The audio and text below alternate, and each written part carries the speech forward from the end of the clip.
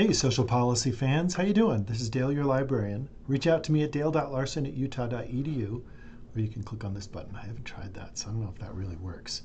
This is a guide designed for the class where you're going to be looking at public policy. You're going to be looking at maybe the constituents and the people that care about the public policy, maybe people that vote on it, and some of the outcomes, and then maybe like a post-policy creation assessment. So for example, if you scroll down here, I made this graphic with help from ChatGPT. Do you remember, of course, I wouldn't even remember this. Do you remember Prohibition 100 and so years ago? These are the different populations that might have been stakeholders or interested in it. So you could look at public populations, that might be voters, even non-citizens, or like children or demographic, so maybe there's ancestry or gender. There might be public and grassroots movements. There was the teetotalers at the time. Also feminists. Social workers might have played a role. I don't know. I'd have to go back and see if that formal title was still there. And all of these different people and roles and identities can be used to do research on any and every policy. So here's an example up here. So I was looking in Utah and school choice. So this is an image from a Deseret News article, which I properly cited down here in APA. At least I hope I properly cited it.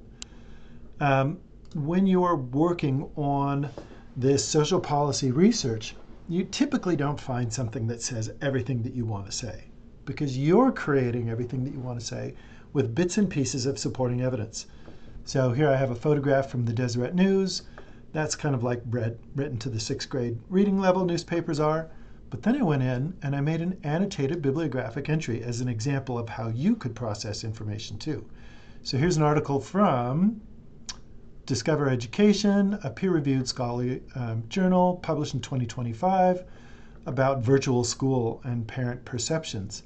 An interesting thing that I found, I gave this the context, is parents want their schools to be accountable, but they're not quite sure about how it should be accountable.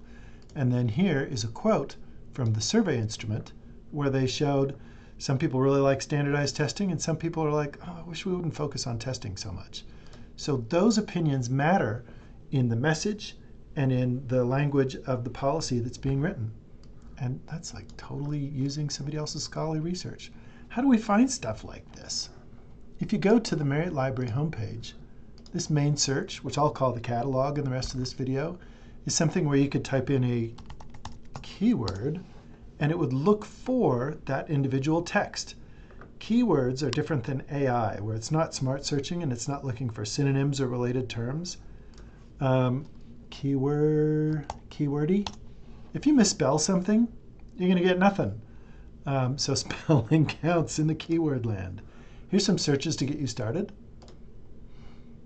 So on this one, I did an advanced search in the library catalog where I asked it to look in the title only for policy or policies in social or public or welfare or human services or public or community. What it's doing with all of that is it's looking for any of these words in between the ors, and then it's giving me the search results. And then you can sort by date. You can go back to the medieval era, or if you choose to, you can come back up to 2020. That's hilarious that there was something written back in the year 1000. That must be a mistake. Another thing that you can do is you can add to those keyword searches. So I added a line here, and I gave a societal issue, homelessness. And then that narrows it down even further. And you can go to peer-reviewed journals.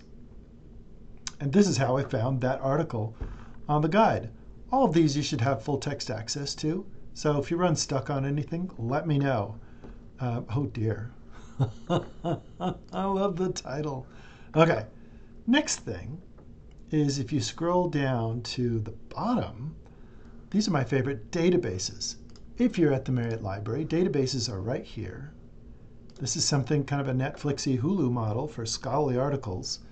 And you can go into public policy with this database, or you could pick psychology with another database.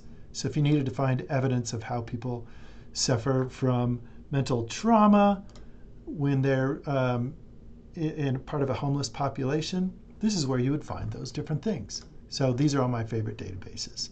For Nexus Uni, that one's really handy for finding local news, legislation, legal issues, and court cases and legislation. So I made a quick video for that. But if I'm visiting your class, you'll see me with that. Or feel free to contact me.